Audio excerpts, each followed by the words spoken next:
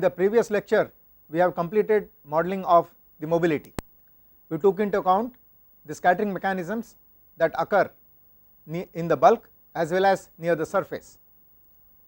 Now what remains to be done is to develop expressions for the generation and recombination mechanisms.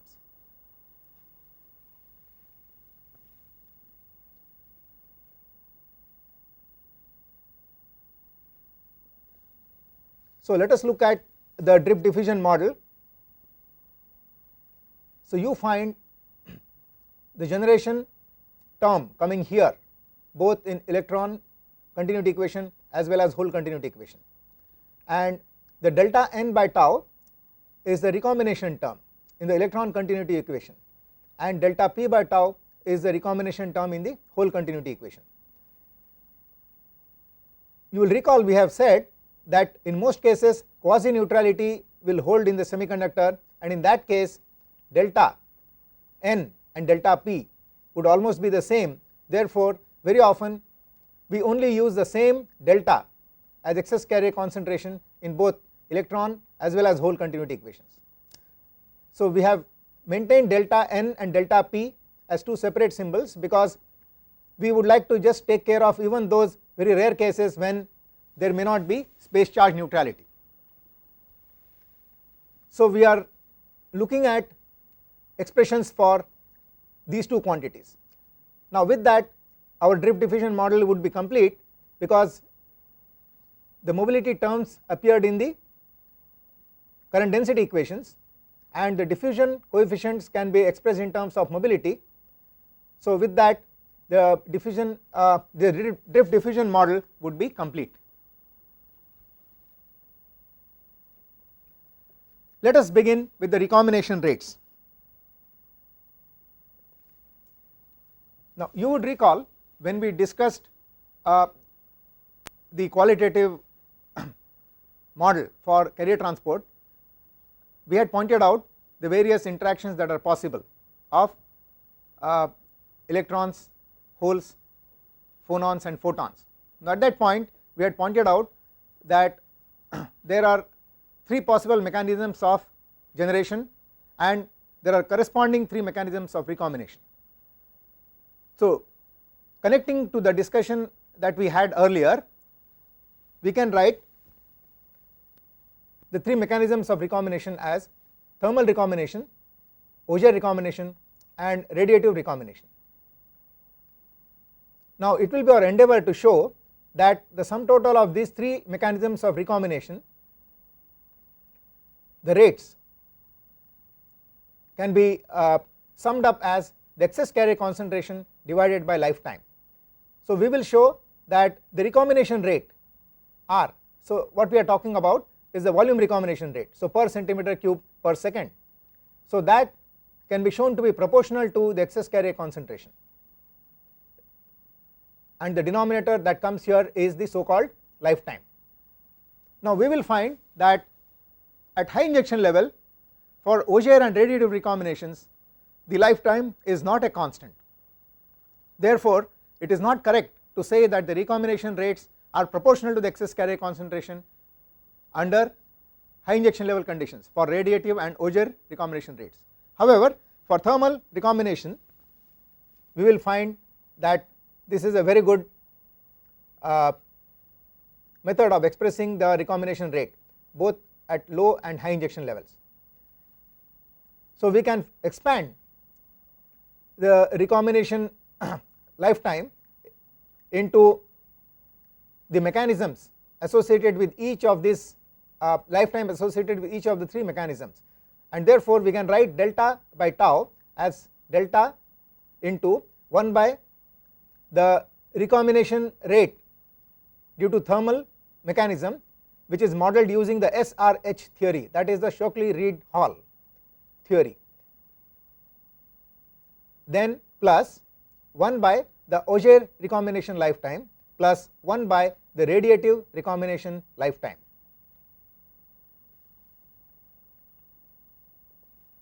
Let us begin with the thermal recombination, which is synonymous with the recombination rate determined from Shockley-Reed-Hall theory. So Shockley, Reed and Hall gave a theory of a recombination process which essentially involves recombination via traps. So this is the picture of the semiconductor which contains at select places traps. These can be either impurities or defects. The concentration of these traps is Nt per centimeter cube. Now in this theory the recombination only happens at these sites. So electrons and holes, they may meet elsewhere, they will not recombine, okay. They will recombine only in the places where there are traps. Now this kind of recombination dominates in silicon. Now the traps need to have a particular characteristic in order to be efficient recombination sites, and that property is that the energy level corresponding to them should be close to the middle of the energy gap. Here we are assuming tacitly that all the traps have the same energy level. Now in practice you can have the traps spanning an energy spectrum. However, what is important is, as we understand from this theory, the trap levels which are close to the intrinsic level alone are very efficient in recombination, in causing recombination. The traps which have energies farther away from the intrinsic level are less and less efficient, okay. So even in such a case we can use this SRS theory based on a single trap level to get an effective recombination rate. Now why should the trap level be near the middle of the energy gap? Well, a simple explanation is with the help of an analogy, in which suppose you are trying to cross or jump across a canal, okay, or a stream. Now let us say this is the width of the stream and you want to jump across. Now evidently the probability that you can jump across will reduce as the width of the stream increases. Now let us say the width is such that it is quite difficult for you to jump across in one jump, right. Now assume that to ease your problem a step is provided in between, so that you can jump onto this step and then from this step you can take another jump and then go across to the other end. Now intuitively it is obvious that the best situation for you would be when this step is right in the middle, because if this step were very close to this end, then this jump to the step becomes difficult, though the other jump is easy. On the other hand, if this step was very close to this end, then jumping onto the step is easy, but from the step jumping onto the other side is difficult. So somewhat similar situation prevails for the traps.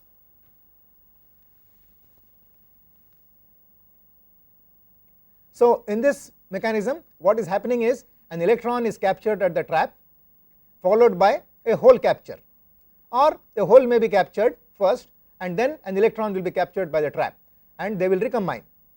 Now the energy and momentum associated with the electron and hole would be released as a phonon. So the impurity atom will vibrate and that is how a phonon is generated. So that is why it is called a thermal recombination mechanism, right, because it is phonons that are involved, that are released as a consequence of this recombination. So the process of capture is illustrated here. Now in the theory it is assumed that an electron, for example, will be captured if it comes within a certain area around the impurity. So you can imagine a certain volume around the impurity. If a carrier enters into that volume, then it is said to be captured. So evidently if you take a cross section of the volume perpendicular to the direction of flow of the carrier, direction of motion of the carrier, then that cross section would be an area, and that area is normally called the capture cross section.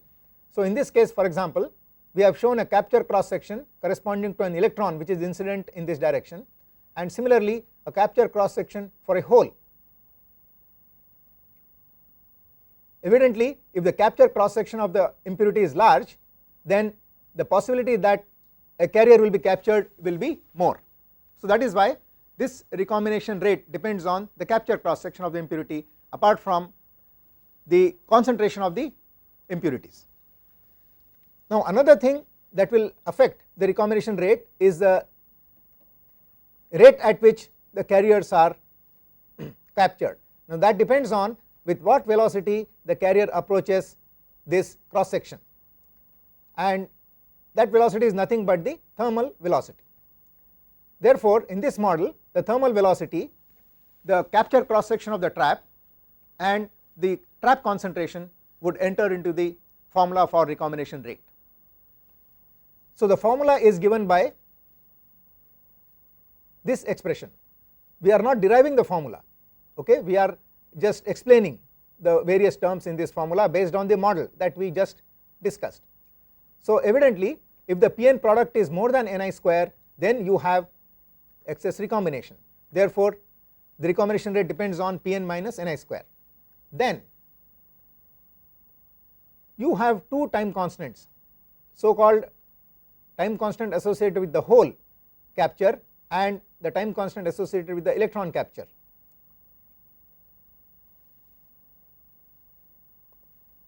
Now these time constants are given by tau p is 1 by sigma p into thermal velocity into Nt. So Nt is a trap concentration, sigma p is the capture cross section for holes, and Vth is the thermal velocity. An analogous expression is there for electrons.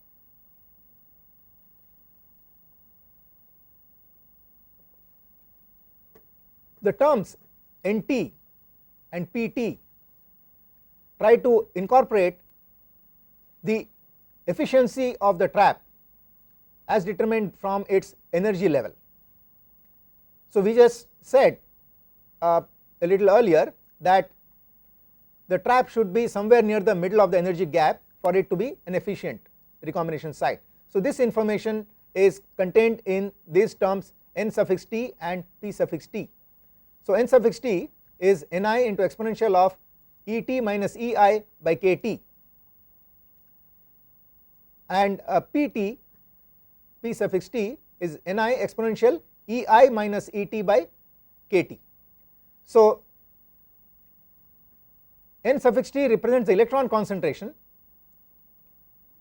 assuming that the electrons were occupying this trap, okay, this was like the conduction band H, and similarly Pt is the hole concentration, assuming that the trap location was like a valence band H.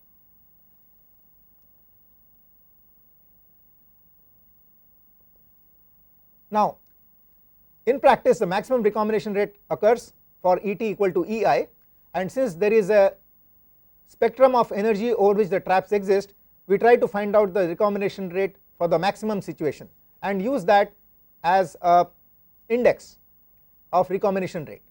Now for that condition Nt and Pt become equal to Ni, and let us see what the formulae are. They would look quite simple. So if you take an n-type silicon, then the SRH lifetime is approximately equal to tau suffix p, so the whole lifetime, right, because we always talk about lifetime of minority carriers. On the other hand, high level lifetime is sum total of the time constant associated with the hole capture and the time constant associated with the electron capture. So high level lifetime in SRH theory is more than the low level lifetime. For tau p equal to tau n, the high level lifetime is twice that of low level lifetime. Now let us see how we can get this expression in terms of starting from this relation Pn minus Ni square by tau p into n plus Nt plus tau suffix n into p plus Pt.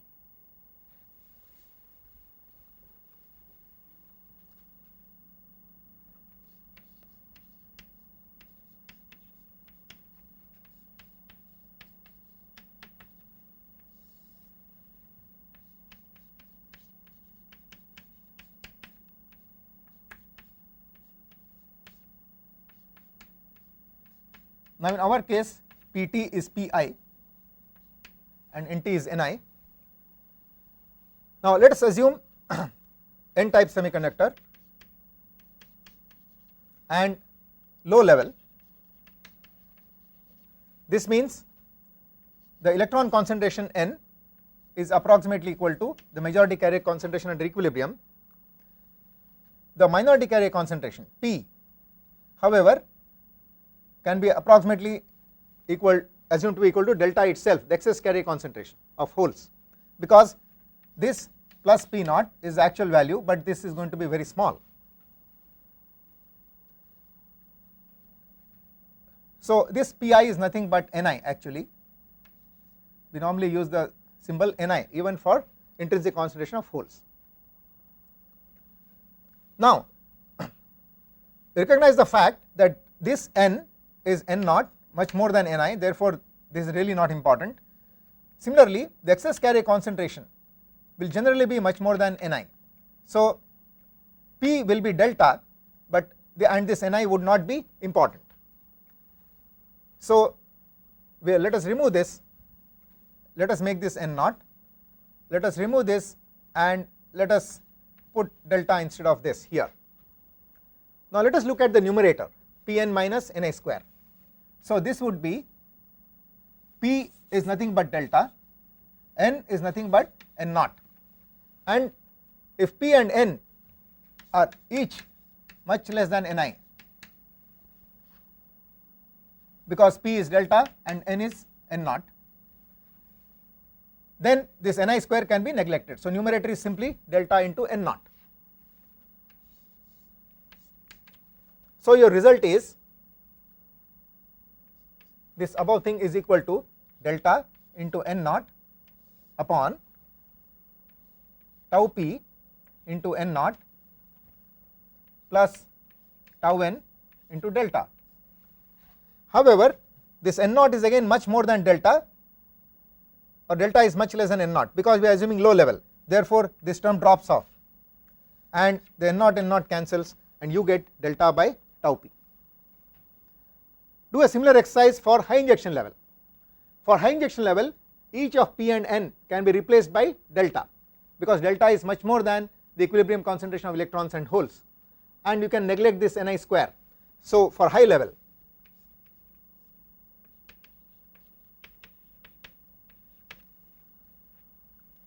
R SRH is approximately equal to, numerator is simply delta square, denominator, so N naught is replaced by delta and here N, and P also replaced by delta, Ni very small, so you have delta into tau P plus tau N, so you cancel one delta out, so you get this as your recombination lifetime, okay, at high level, and this tau P is the recombination time constant, a lifetime for N type semiconductor. For P type, low level lifetime would be tau N, but for both P and N type, the high level lifetimes will be the same, tau P plus tau N. Let us look at some typical values of the various parameters. The capture cross section 5 into 10 power minus 16 per centimeter square. Now recall that 10 power minus 16 per centimeter square is 10 power minus 8 centimeters and 10 power minus 8 centimeters, that is about an angstrom into an angstrom, right. So 1 angstrom square. So the capture cross section is 5 angstrom square. The size of the atom is very close to this, right. So it makes sense that the capture cross section would be approximately the sphere of influence of the atom, right, the size of the atom, it should be related to that. The trap concentration in practice varies from 10 power 14 to 10 power 17 per centimeter cube, and the constants tau P and tau N vary from 2 nanoseconds to 2 microseconds. So because of this range of Nt, so the time constants are shown here. The physical interpretation of the time constant should not be difficult at all, because sigma p V thermal into Nt is the rate at which the carriers are captured, and therefore the time constant is nothing but 1 by that. So let us look at this part. So suppose this is your capture cross section for a hole and carriers are coming at thermal velocity.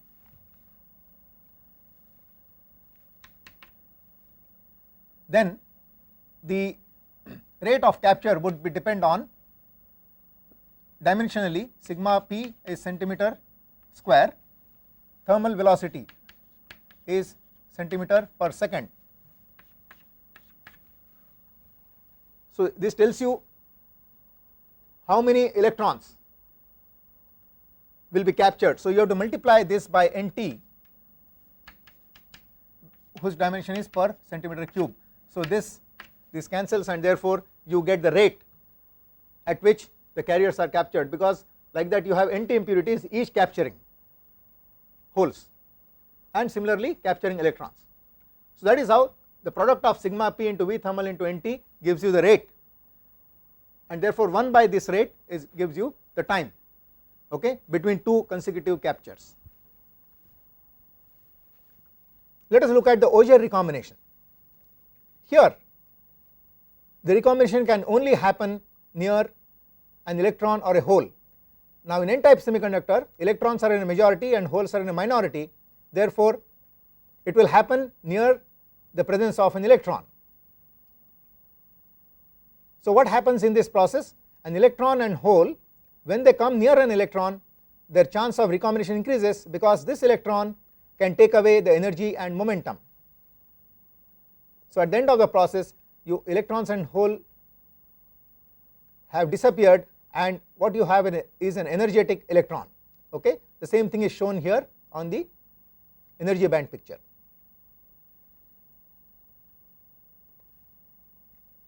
High level, what we have shown is okay for low level.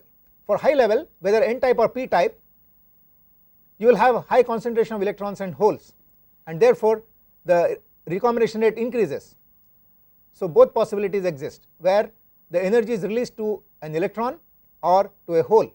The same thing is shown here on the energy band picture.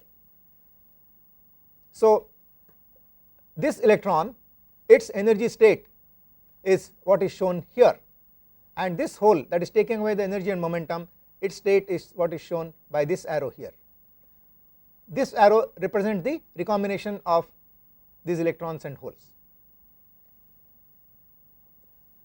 So the formula for Auger recombination is given by this relation. Let us see how this relation makes sense. If Pn is more than Ni square, then only you have the recombination. However, the excess carriers will recombine only near an electron or a hole, therefore the recombination rate should be proportional to the concentration of electrons and holes. Now you use different constants of proportionality for electron and the hole. So that is how you get this formula.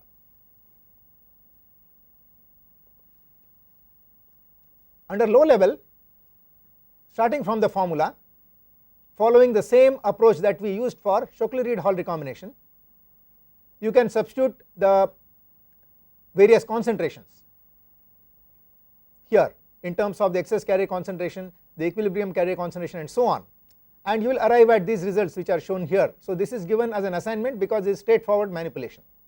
What you find here is that the Auger lifetime is inversely proportional under low level conditions to the doping level, square of the doping level. So it rapidly falls as doping increases. Now therefore the Auger recombination becomes important at high dopings only, but at high dopings the lifetime will change rapidly with doping, the low level lifetime. The high level lifetime on the other hand depends on the excess carrier concentration and square of this concentration. Okay, the fact that you are getting square of concentrations either at high level or low level can be seen from simple dimensional analysis of this formula. Therefore at high level conditions you really cannot say that you can write the recombination rate as excess carrier concentration by a constant lifetime. So you cannot say the excess carrier recombination rate is proportional to the excess carrier concentration, right? That would not be correct, because the lifetime would be inversely related to excess carrier concentration square. So really speaking, you should say that the recombination rate varies as cube of the excess carrier concentration. If I put this formula into this relation, I will get cube of excess carrier concentration. To give you a feel for numbers, C suffix n is about 3 into 10 power minus 31 centimeter power 6 per second, okay, and Cp is also of the same order, except that the constant of proportionality is a little smaller.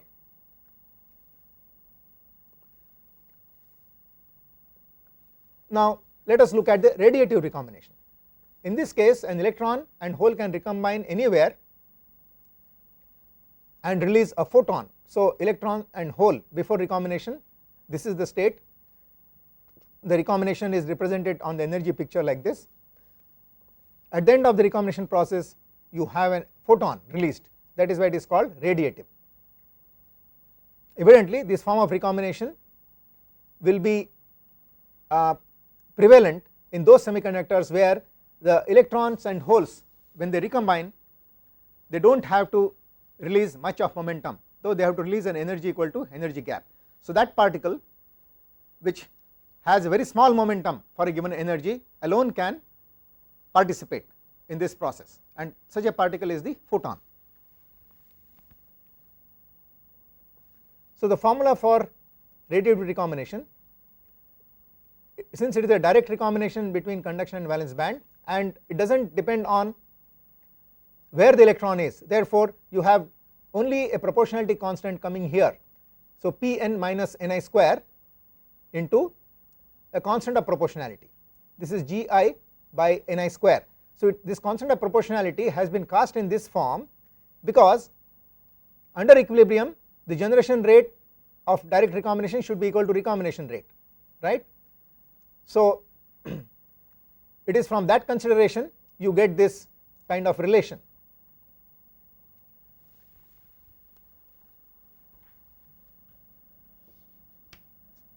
So suppose you consider under equilibrium G naught for radiative recombination.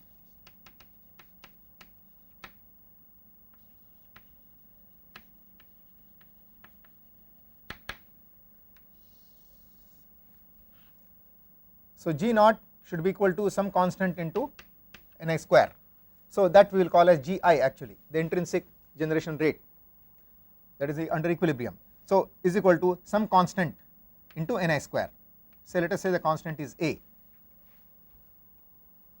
Now the generation rate when it is not in equilibrium will be proportional to P into N, and it has the same constant of proportionality A. So you can clearly see from here that I get G by Gi is equal to Pn by Ni square, and therefore the G comes out as Gi by Ni square into P into N. So that is how that formula is arrived at. Now but we have to consider the recombination, excess recombination, this is G, but what we are interested in is G minus Gi, okay. So when you take G minus Gi, you get Pn minus Ni square. The constant of proportionality A is Gi by Ni square.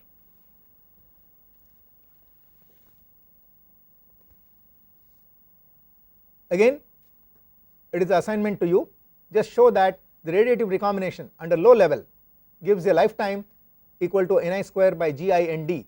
So here the radiative recombination lifetime falls with doping level. Auger recombination lifetime fell as square of the doping level.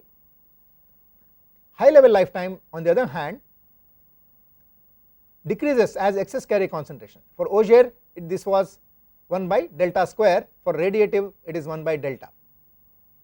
Now this will explain why in semiconductors where the radiative recombination dominates like gallium arsenide, if your doping level is high your lifetimes will be poor. So you cannot control the resistivity and lifetime independently, whereas in a semiconductor like silicon where the thermal recombination rate dominates because of the energy gap structure, and this recombination rate, the thermal recombination depends on the trap concentration, and not on the majority carrier concentration. Therefore, in silicon the lifetime and resistivity can be controlled independently. The values of Gi by Ni square for silicon and gallium arsenide are shown here, clearly showing that the recombination rate, this particular recombination rate in gallium arsenide is almost 5 to 6 orders of magnitude higher, right. You can see from this time constant, this constant of the recombination rate, constant of proportionality.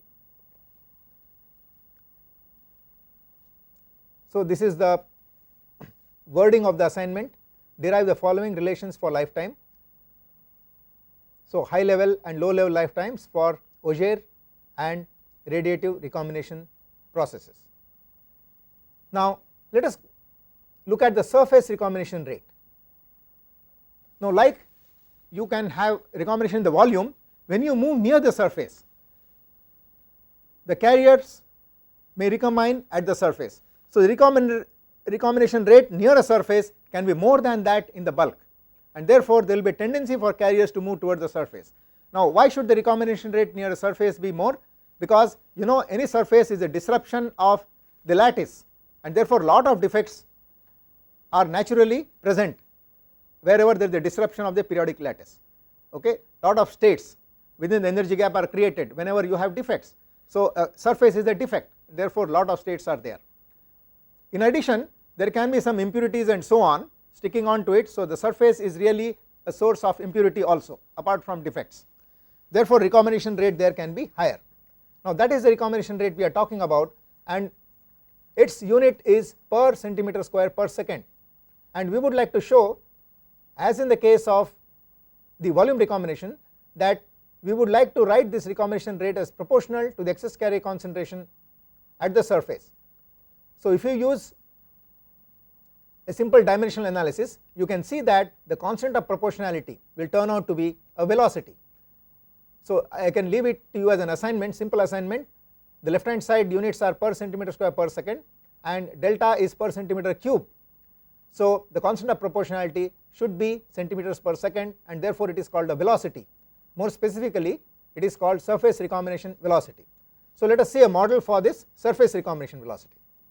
This model would be analogous to that for lifetime. Now since the surface recombination mainly happens because of defects or impurity levels or defect levels within the energy gap, we can use the SRH theory to develop a model for this case as well. So here ET is the effective energy level of the traps near the surface, and the concentration of the traps would be per centimeter square, and we have represented this concentration using the suffix I as against the volume concentration of traps. So NIT, interface traps. So I stands for interface.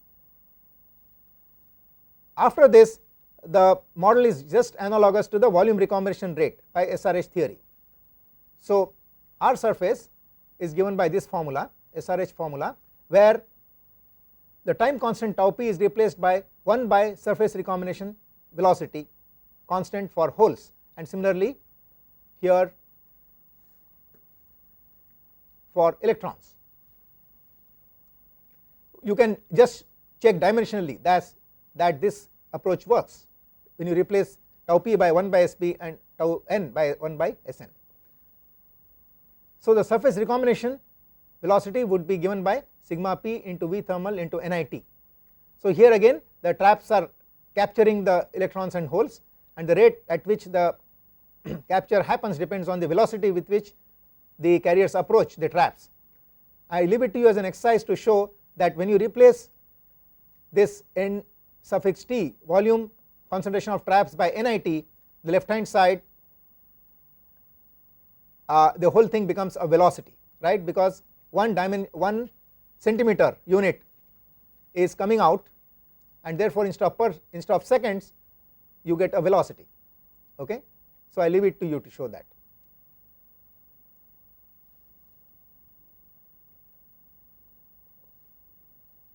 Here again we bother about the maximum surface recombination rate that happens for ET equal to EI.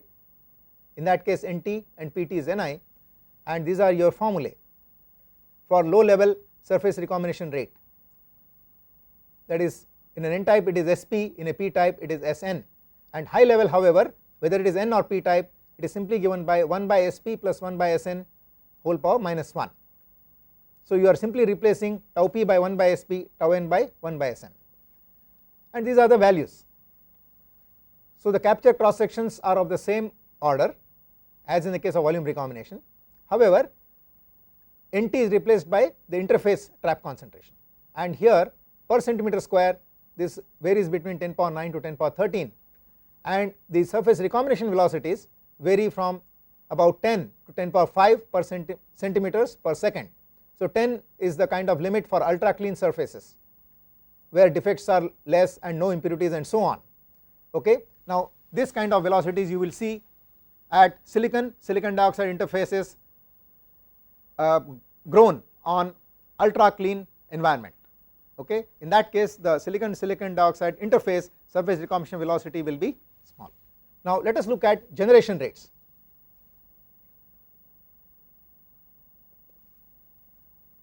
In analogy to the recombination rates, the generation rates are dependent on three processes: thermal generation, generation by impact or impact ionization, and generation by light, okay, or photoionization. So the process of thermal recombination is balanced by the in equilibrium. The process of thermal recombination is balanced by the process of thermal generation. The process of Auger recombination is balanced by impact ionization, and the process of radiative recombination is balanced by the process of photoionization, right. So these are inverse processes of the recombination process that we discussed.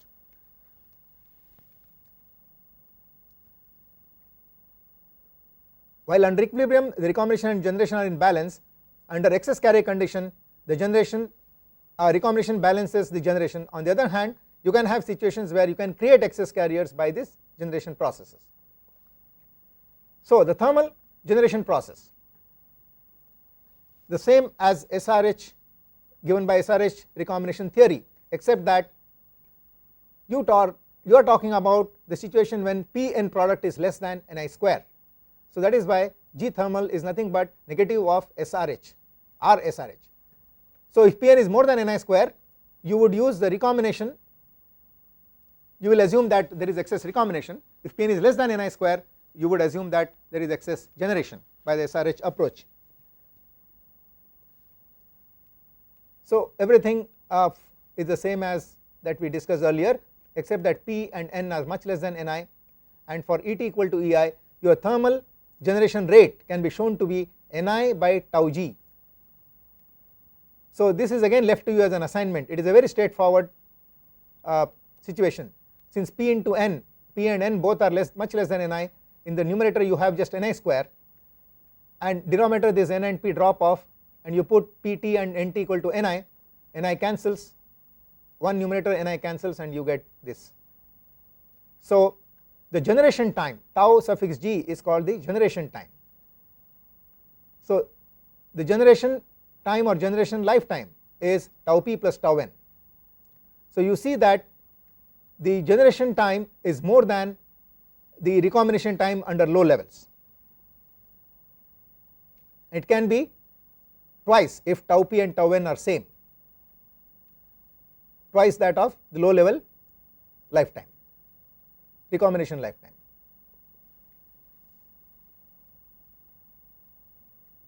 Let us look at the next process, namely the impact generation. Now here an energetic electron is colliding with an atom. This circle here represents an atom. The electron is scattered, its direction of motion has changed, but it has given a lot of energy, and that energy is sufficient to create an electron hole pair. So a valence electron bonding to the silicon atom has become free, giving rise to a hole and an electron. So this is the process of impact ionization. So the formula for impact ionization can be derived easily. Let me read out and then show how you can get it. So the impact ionization rate per centimeter cube per second is equal to the current density of electrons multiplied by a constant of proportionality alpha n, which is called the ionization constant, which represents the number of electron hole pairs created by a moving electron over one unit distance. So per centimeter, unit of alpha n is per centimeter. Similarly, you have ionization because of hole current as well. So let us see how you can get this formula. Suppose I concentrate on a unit cube in a semiconductor. This is a unit area, and therefore the flux of carriers into this area, let us say for electrons if I am talking about, would be Jn by q. Now each electron while moving over a unit distance, since this is a unit cube, this is unit area and this is unit distance. So over a unit distance, each carrier which is moving will create alpha electron hole pairs. That is our definition of alpha n. So alpha n EHPs per centimeter. Since it is unit distance, so 1 centimeter, therefore alpha n EHPs are created. Now if each electron creates alpha n EHPs and there are how many electrons? Jn by q entering at this rate, therefore it stands to reason that alpha n Jn by q is the number of electron hole pairs that would be created in this volume, okay, per unit time, because so many electrons are entering per unit time and then leaving this volume, right. So that is why this is the generation rate. Now we put a modulus because in practice, let us take a situation such as reverse bias p-n junction where this happens. So suppose this is the depletion layer p plus n reverse bias. Now the electrons will move from negative to positive, whereas holes will move in this direction.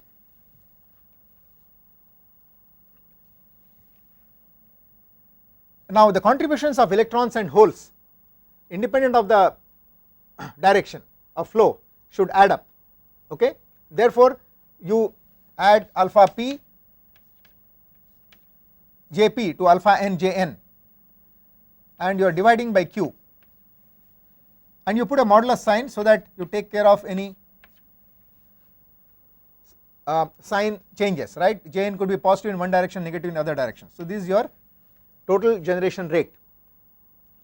So if you try to show with a flow diagram what is happening inside, so each electron is generating an electron hole pair. So let us say this is an electron, this is a hole,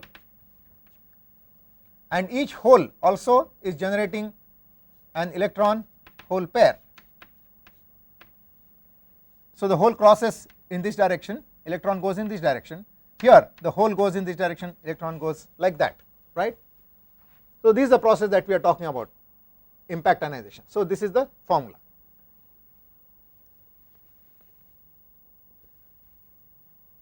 Now an empirical relation has been found for the ionization coefficient. Evidently if the field is more, this ionization coefficient will increase. An exponential relation has been found. So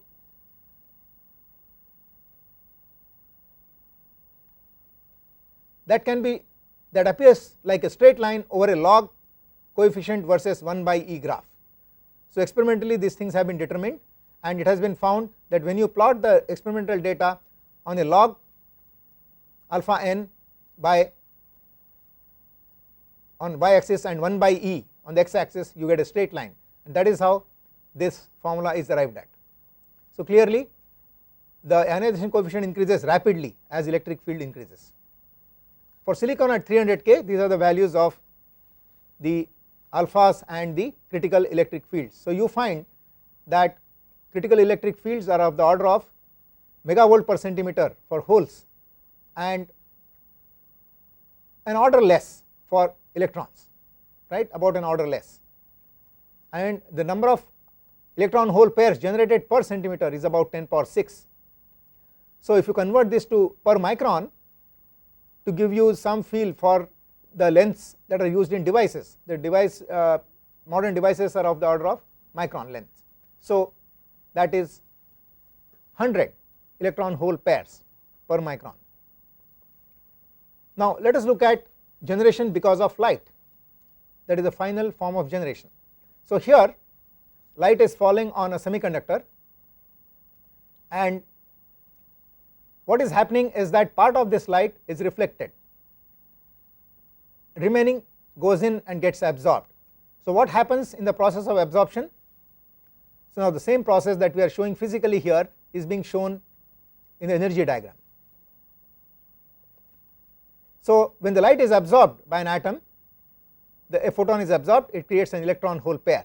So the photon has been removed and instead an electron hole pair has appeared. This is a process of generation because of light. To some extent it has an analogy to impact ionization, in the sense there also electron hole pairs are being generated as a carrier moves through. Here instead of a carrier, the source of electron hole pairs is photon. So the photon is ionizing the atoms as the photons are getting absorbed into the sample. So if you show the details of how the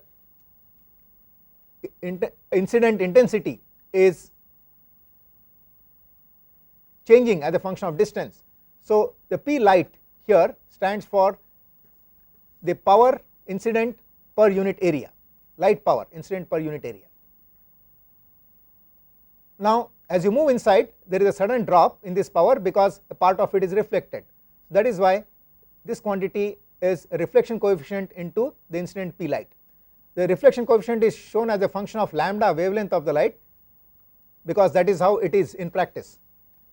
Now as the light is absorbed, its intensity falls. It has been found that the intensity of light, or power if you want to call it in terms of watts per centimeter square, it goes on falling exponentially.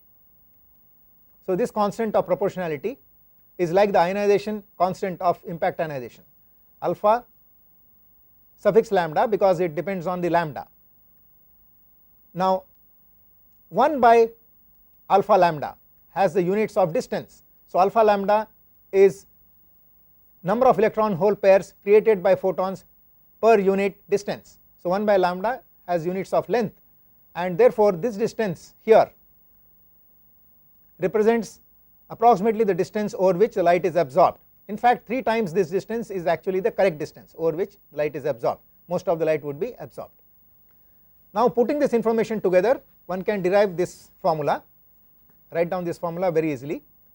So here P light by Hc by lambda is the flux of photons per unit area. Hc by lambda is the energy of a photon. So you divide power per unit area by energy, you will get the number of photons per unit area. Then 1 minus r lambda is the amount of light that gets through into the semiconductor, because r is a reflection coefficient. Now whatever gets through is absorbed at this rate, exponential of minus alpha lambda into x. Now each unit distance will create alpha lambda electron hole pairs. So that is how you get this formula, generation as a function of x. Now whatever we said in words has been put down in this table, the meanings of various symbols. P light is the incident light power. Typically its value is about 100 milliwatt per centimeter square. If you take for example the solar spectrum, of course it is a function of lambda, the amount of power density over the spectrum. We are giving here some typical values. The lambda is incident light wavelength. Generally, since only light which has energy, photons which have energy more than energy gap will create electron hole pairs, therefore for silicon that lambda corresponds to 1 micron. So lambda less than 1 micron will create electron hole pairs. reflection coefficient is of the order of 0.2 to 0.3, that means 20 to 30% light is reflected. By anti-reflection coating methods and so on, you can reduce this reflection. Alpha lambda is absorption coefficient, number of electron hole pairs generated per centimeter. It is about 100 for 1 micron wavelength and 10 power 4 for 0.5 micron wavelength. It is a very sensitive function of lambda. You expect that as the lambda falls, the absorption will increase, evidently because the energy of the photon is increasing, and x is depth of absorption. Now we shall close the lecture with a formula for surface generation, G suffix s per centimeter square per second. Now if you integrate the light generation rate, volume generation rate due to light over distance, you will get the surface generation. So here we are assuming that for some wavelength of light, the alpha lambda is so high that 1 by alpha lambda is small. So light is getting absorbed in a very short distance from the surface. 3 by alpha lambda is approximately the distance over which the light is absorbed. Therefore, if the semiconductor is very long compared to this distance, we can treat the generation that has happened in this volume, thin volume, as surface generation, and we can just talk about how many electron hole pairs are emanating from this per centimeter square per unit time, right? That is the surface generation. So since this thickness is very small, a very small amount of the electron hole pairs will really recombine, and so all of them will be coming out. So you can view this whole thing as a surface phenomenon, since the volume is very thin. So here all that you have done is you have taken this expression for G light and integrate. So when you integrate, the exponential term disappears and alpha lambda goes away, and this is your surface generation rate.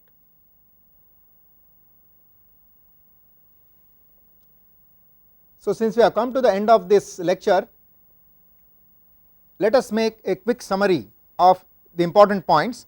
This summary will really be very short, because we are now going to discuss a module summary of this whole module on drift diffusion model, and that we will do in the beginning of the next lecture. So therefore, a very short summary of this lecture here. So in this lecture what we have discussed is the various expressions for generation and recombination processes, various generation recombination processes. So the generation recombination process that we discussed are the thermal generation, the impact ionization generation, and the generation because of light or photoionization, and the corresponding counterparts for recombination are the thermal recombination, the Auger recombination, and the radiative recombination.